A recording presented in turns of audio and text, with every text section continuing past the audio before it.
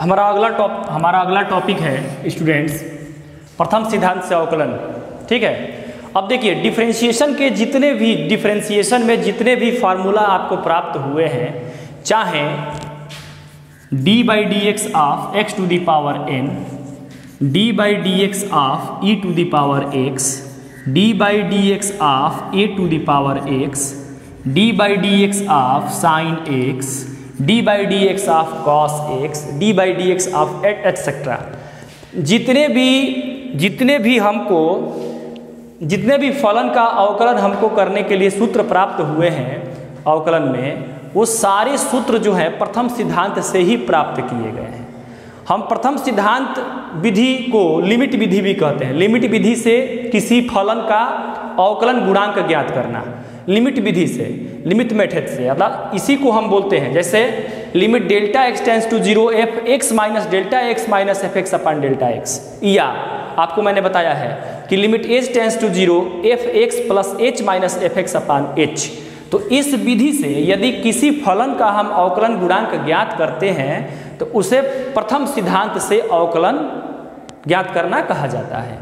अब इस विधि से अवकलन ज्ञात करना बड़ा ही कठिन था, तो कुछ फलनों का इस विधि से अवकलन ज्ञात किया गया, और उन फलन से, जैसे x to the power n एक फलन है।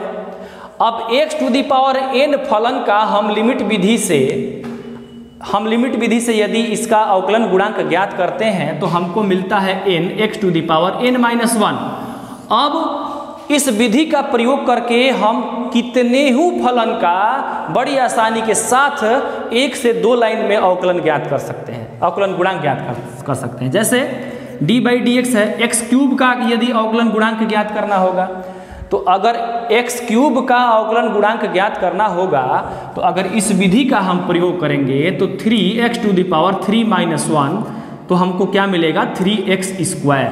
क्या मिलेगा 3x स्क्वायर। एक बात जान लीजिए, अवकलन में क्या होता है कि किसी फलन, कोई भी फलन जो है वो बड़े रूप में होता है, और अवकलन करने के बाद वह फलन छोटे रूप में हो जाता है।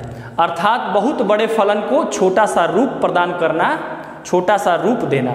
जैसे यदि कोई फलन है, बहुत बड़ा फलन है, तो उसका छोटा सा रूप हमको अवकलन करने के बाद प्राप्त होता है, और किसी फलन के छोटे रूप को बहुत बड़ा कर देना हमको समाकलन कहलाता है।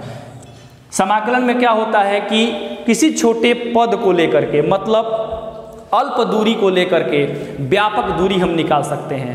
अल्प क्षेत्रफल को लेकर के बहुत बड़े क्षेत्रफल की ओर हम लोग बहुत बड़ा क्षेत्रफल ज्ञात कर सकते हैं। अगर बहुत बड़ा क्षेत्रफल प्राप्त हो तो एक इकाई का यदि क्षेत्रफल हमको प्राप्त करना हो तो हम लोग डिफरेंशिएशन मेथड से उसका क्षेत्रफल ज्ञात कर सकते हैं। डिफरेंशिएशन और इंटीग्रेशन ये दो चीज़ें हैं, इसको बहुत ही अच्छे तरीके से यह आपको समझ में कब आएगा, जब इसके एप्लीकेशंस आपको पढ़ाए जाएंगे। जब इसके एप्लीकेशंस को मैं बताऊंगा तो इनका यूज आपको मिलेगा पॉलिटेक्निक या इंजीनियरिंग या बीटेक या किसी भी फील्ड में। डिफरेंशिएशन और इंटीग्रेशन, मतलब इंजीनियरिंग के क्षेत्र में डिफरेंशिएशन और इंटीग्रेशन का बहुत ही महत्व है। इसीलिए इंजीनियरिंग के पोर्शन में भी, इंजीनियरिंग के पाठ्यक्रम में भी डिफरेंशिएशन और इंटीग्रेशन को रखा गया है। तो चलिए हम ज्ञात करते हैं। तो सबसे पहले हम लेते हैं एक फलन जो प्रथम सिद्धांत से उसका हम अवकलन ज्ञात करेंगे। फलन हम लेते हैं x to the power n। अब x to the power n एक फलन है, इस फलन का हम लोग अवकलन गुणांक ज्ञात करेंगे प्रथम सिद्धांत से। प्रथम सिद्धांत से ज्ञात करने का अर्थ है कि हम लोग इस विधि से हम लोग इसका जो है अवकलन गुणांक ज्ञात करेंगे। अब कैसे ज्ञात करते हैं इस पर ध्यान देंगे। तो इसको क्या लिखा जाता है, हम इसको लिख सकते हैं कि d by d x of x to the power n। तो d by d x of x to the power n लिखेंगे। ये हमारे पास एक फलन है, तो इस फलन को हम कैसे लिखते हैं आप अच्छी तरह से इसको जानते हैं। जैसे मान लीजिए कि आपको निकालना होगा, यहाँ पर ध्यान दीजिएगा कि d by d x of f x. तो d by d x of f x लिखते हैं तो आप क्या लिखते हैं, एफ एक्स प्लस एच, यहाँ सॉरी लिखते हैं आप limit h tends to 0 f x plus h minus f x upon h लिखते हैं। और यहाँ पर जो एफ एक्स है वो x to the power n है। तो अब देखिए यहाँ पर ध्यान से, कि d by d x of x to the power n, function क्या है, x to the power n है, एफ एक्स बराबर x to the power n है। तो ऐसे ही परिवर्तन हम करेंगे, एक्स में एच जोड़ेंगे, तो इसको क्या लिख सकते हैं हम, लिमिट एच टेंस टू 0। अब देखिए एफ एक्स के जगह पर एक्स प्लस एच हो गया, तो एक्स के जगह पर क्या हो जाएगा, एक्स प्लस एच हो जाएगा। तो यहाँ पर लिखेंगे x plus h to the power n minus f x मतलब x to the power n whole upon h. इस बात को थोड़ा समझ लीजिए आप। जैसे देखिए एफ एक्स बराबर यहाँ पर एफ एक्स था, तो एक्स में क्या क्या चेंज किया गया, एक्स में एच जोड़ा गया है, फिर माइनस एफ एक्स को रख दिया गया है। तो अगर हमारा फलन f x x to the power n के रूप में है, तो एक्स में क्या चेंजिंग किया गया है कि एक्स में एच जोड़ा गया है, तो एक्स में हम क्या करेंगे, एच जोड़ेंगे, टू दी पावर एन कर देंगे, क्योंकि इस रूप का बनाएंगे, माइनस फलन को ही रख देंगे, तो फलन एफ एक्स के जगह पर इसी को हम क्या करेंगे, रख देंगे, फिर एच हो जाएगा। अब हम इसको आगे हल करते हैं। तो d by d x of x to the power n is equal to, ठीक है, ओके। तो अब यहां पर ध्यान देंगे हम, अब एक फार्मूला होता है, एक काम करिए यहां पर पहले, लिमिट एच टेंस टू 0।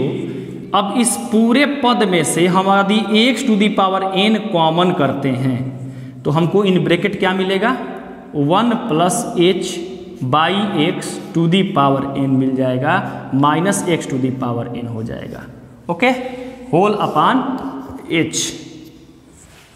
अब चूंकि देखिए यहां पर यदि हम सीमा लेते, ध्यान दीजिएगा, यहां पर यदि हम h के जगह पर सीमा लेते तो h के जगह पर 0 हो जाता, यहां पर बचता f x minus f x, तो f x minus f x 0 और नीचे h के जगह पर 0, तो 0/0 का फॉर्म बनता, तो 0/0 का फॉर्म बनता, इनडिटर्मिनेट फॉर्म बनता। तो इसको हम क्या करेंगे, इसको हल करेंगे।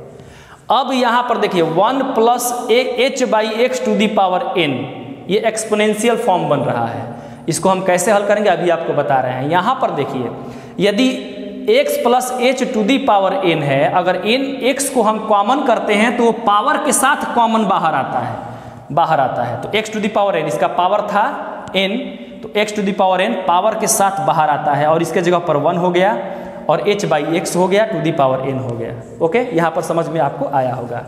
एक स्टेप हम और बढ़ेंगे, d by d x to the power x to the power n, limit h tends to 0। यहां पर x to the power n दोनों में है, तो हम सीधे इसको बाहर कर देते हैं, तो ये हो जाएगा 1 plus h by x to the power n minus 1, हाँ माइनस 1, ठीक है, होल अपान एच, ओके। अब चलिए एक फार्मूला होता है, देखिए लिखा हूं लेकिन स्पष्ट लिख दे रहा हूं, 1 plus x to the power n का फार्मूला होता है 1 plus n x by factorial 1, nx by factorial 1 plus n minus 1 x square by factorial 2 plus n minus 2 x cube upon factorial 3 etcetera, ये फार्मूला होता है। अब देखिए ये 1 plus x के रूप में है, 1 प्लस एक्स के रूप में है, टू दी पावर n है, तो इस फार्मूला के आधार पर यदि उसको लिखा जाए तो हम लिख सकते हैं कि d by d x of x to the power n is equal to limit h tends to 0 x to the power n मझले कोष्ठ में, इसका विस्तार करें तो विस्तार करेंगे तो क्या मिलेगा हमको, 1 प्लस x के जगह पर h बाई एक्स है, तो n h by x plus n minus 1 h square by x square plus dot dot dot plus dot dot dot और ये ब्रैकेट में और लास्ट में -1, मझला कोष्ठ बंद, -1 तो है तो -1। अब देखिए इस 1 से ये 1 क्या हो जाएगा, कैंसिल हो जाएगा। अब ब्रैकेट नहीं भी लगाएंगे तो आपका काम चलता है, लेकिन कोई बात नहीं है, ब्रैकेट हम एक स्टेप कम कर रहे हैं, ब्रैकेट तोड़ने के लिए एक स्टेप बढ़ाएंगे, इससे बढ़िया है आप समझ जाइए कि 1 से 1 क्या होगा, विल बी कैंसिल, और नीचे हमको क्या है, h है। फिर इस स्टेप को आगे बढ़ाते हैं, d/dx to the power x to the power n, तो लिमिट h टेंस टू 0, 1 से 1 x to the power n तो रहेगा ही। अब ब्रैकेट में 1 से 1 विल बी कैंसिल, तो यहाँ पर nh/x plus n-1 x square by यहाँ पर हो जाएगा h स्क्वायर बाई नीचे x स्क्वायर। ओके, यहाँ पर n है, h/x है, ठीक है, ओके, ठीक। अब plus dot dot dot, okay, और नीचे क्या है आपका, h है।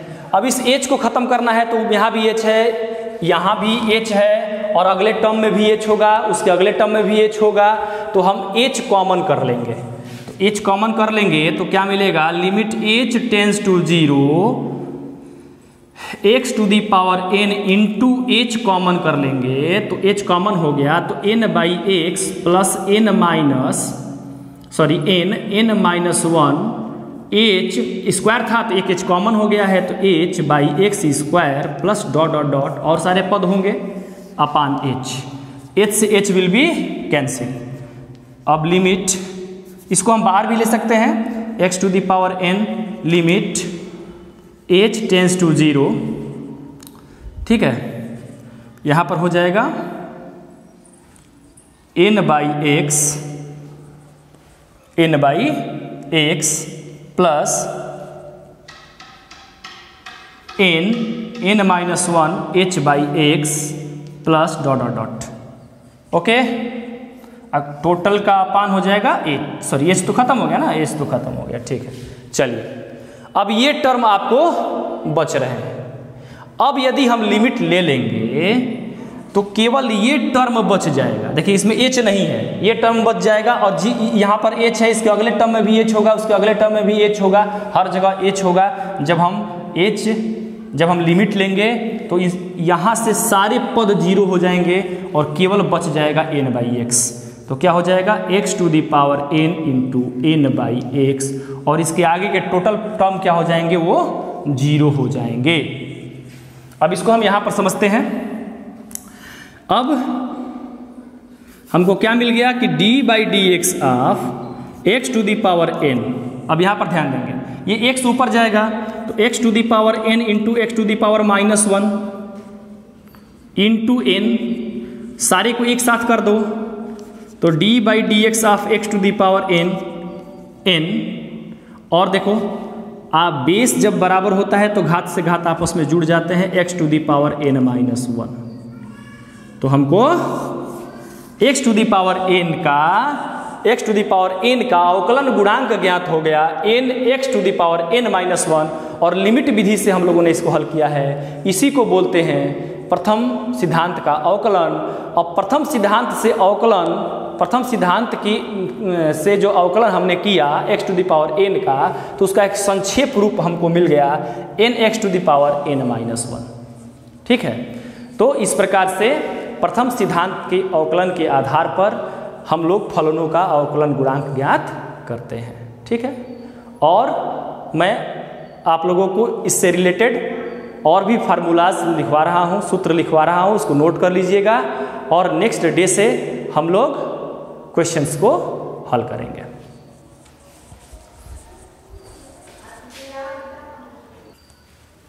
हाँ, देखिए ये सारे फार्मूला जो भी हैं, अभी मैंने आपको प्रथम सिद्धांत के अवकलन से इस फार्मूला को d/dx of x to the power n प्रथम सिद्धांत के आधार पर मैंने आपको सिद्ध करके दिखाया कि nx to the power n-1 होता है, आपको बताया अभी।